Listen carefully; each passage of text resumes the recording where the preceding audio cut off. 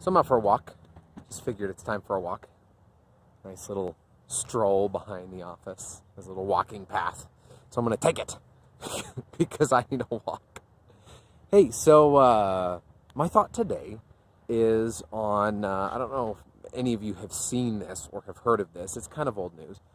But Disney and Target just put together a neat little arrangement so that there are going to be little mini Disney stores inside of Targets.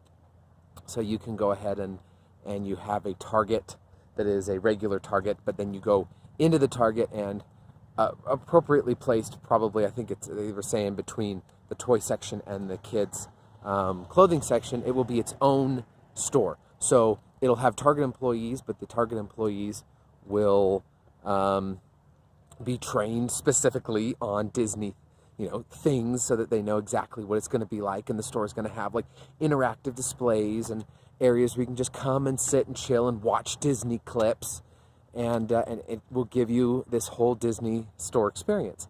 Now, I don't know how many of you even remember this, but in the late 90s, the Disney store was like in every mall in America. Like that was like this staple of the mall. As you would go to the Disney store and you're like, I'm going to go to the Disney store and I'm going to go take a look at all this cool stuff that they have. And they were always overpriced. Let's be honest. But what isn't with a Disney? You put the little Disney sticker on there, you can charge all sorts of money. But what happened is that since '97, there's been this decline in the Disney store, and they still some exist in New York and Paris and different places. But Disney, who just they buy anything they get their hands on. Why would they not continue the Disney store and instead do a team up? Well, if you look over what's called the 10K on Disney, it's kind of their annual report that they put out. And they talk about all the different pieces of how they make their money during the course of the year.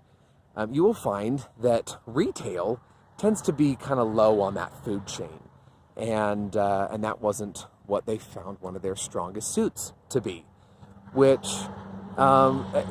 is the lesson that we can learn, is that when we're looking at what it is that we're doing, it's important that we stick to our strong suit.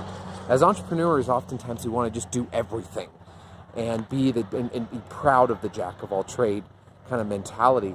But in the end, if you're not playing to your strong suit, then you're weaker than you should be on everything else.